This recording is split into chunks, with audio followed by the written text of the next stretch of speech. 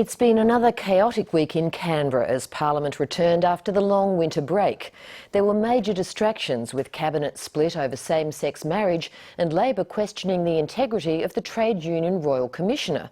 In a moment I'll speak to both sides of politics, but first here's a brief look back at the unfolding drama. Time to say goodbye. It should be said of the member from Mackellar, she has been a warrior for the causes that she believed in. For all our clashes with the former Speaker, we wish her well. And I thank the Parliament, and I'll do my very best.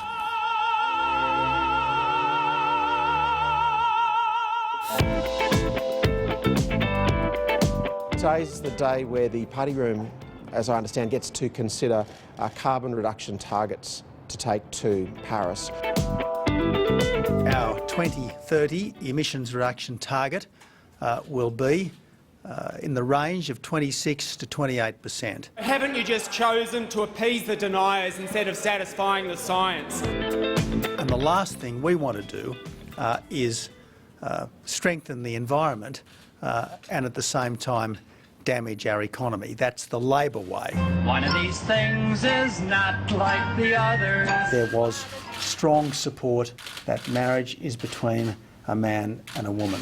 I'm going to say everyone's view should be considered equally in this debate, and that's why we need a referendum. Well, if you guessed this thing... The reason I haven't advocated a plebiscite after the next election is that it will mean that this issue is a live issue all the way up to the next election. Solidarity forever. Dyson Heydon has disqualified himself from conducting the Prime Minister's Royal Commission into trade unions.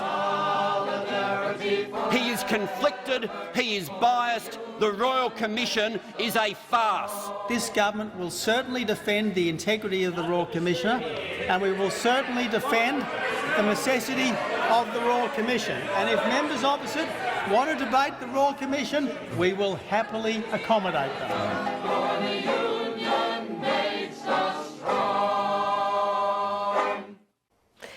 And to discuss the week in politics, I was joined a little earlier by Labor's Jenny McAllister and Liberal MP Paul Fletcher.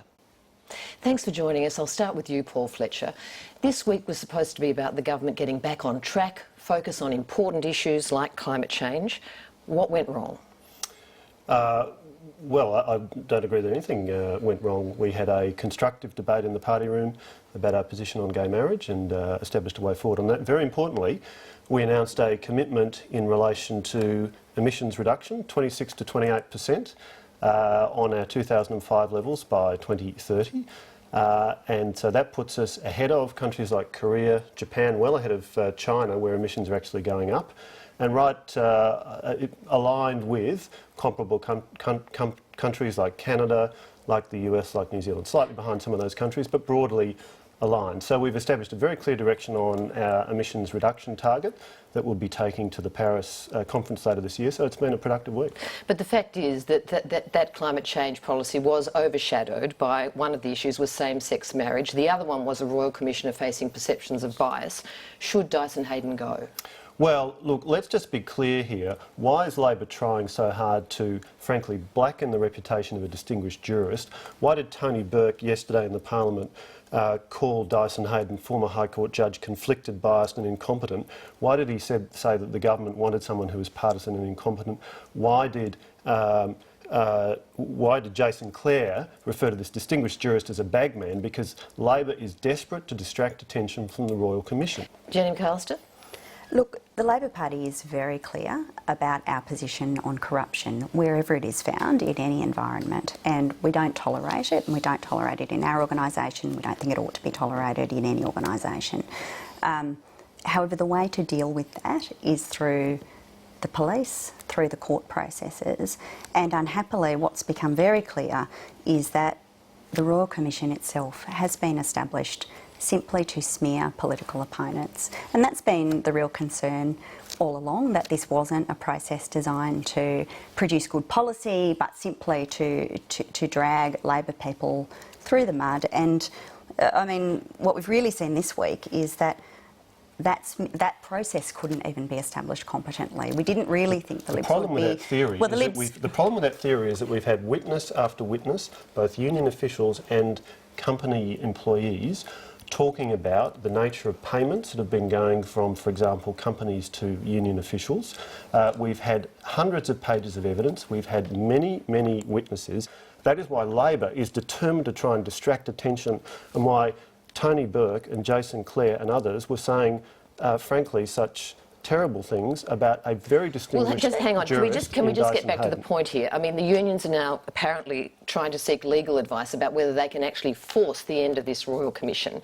With all that means, what is your view of that? And if I were the CFMEU, I'd be trying to do exactly the same thing, because when there's evidence about union officials having taken money from companies, when there's evidence about CFMEU officials getting involved in price-fixing attempts that the ACCC has now said they're going to investigate. Let's be clear, this Royal Commission led by Dyson Hayden, with council assisting Jeremy Stolger, is bringing out very serious, very troubling evidence, and what we need to do is protect the interests of ordinary union workers. But Paul, you must be concerned about the fact that you have a Royal Commission, a process which is supposed to be impartial, and you have a commissioner who has agreed to participate in a Liberal Party fundraiser, to attend an event where the invitation states very clearly that all proceeds will be donated, applied to state election campaigning. Is the fact that the Royal Commissioner himself withdrew when he became aware of the nature of the function. He's acted appropriately. What I'm very concerned about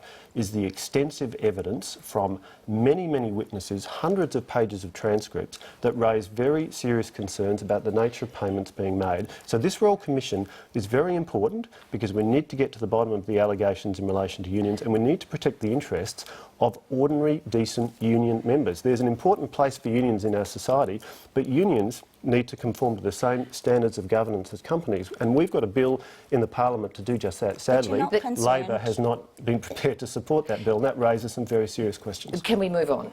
Same-sex marriage. There seems to be a lot of confusion surrounding about that. The public are even wondering if the government is serious about this issue.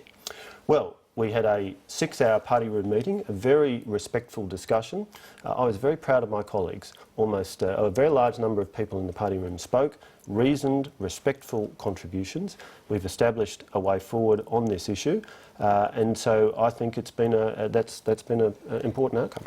With respect, it's not really clear at all that you have established a way forward. We have the issue just held over until the next Parliament, whereupon it seems we might have a referendum, we might have a plebiscite. It's uncertain about the nature of that. You've got your cabinet ministers out in front disagreeing with one another about this. Well, it strikes me, Jenny, could I just finish my point?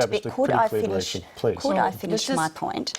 I mean, it does strike me that this really is just a delaying tactic. You know, we have a Crosby Textor poll, one of your favourite pollsters on your side of politics, saying that 72% of Australians would like to see this go ahead. And so we've got a way I wonder why the forward. Parliament cannot deal with this matter, and why it is that the Prime Minister seems determined to obstruct it. And you know, there are people on your team who want to vote for this. They want to go into the Parliament and put their hands up, and they've been stopped. And we've said that this is a matter for the Australian people to decide upon in the next term of Parliament.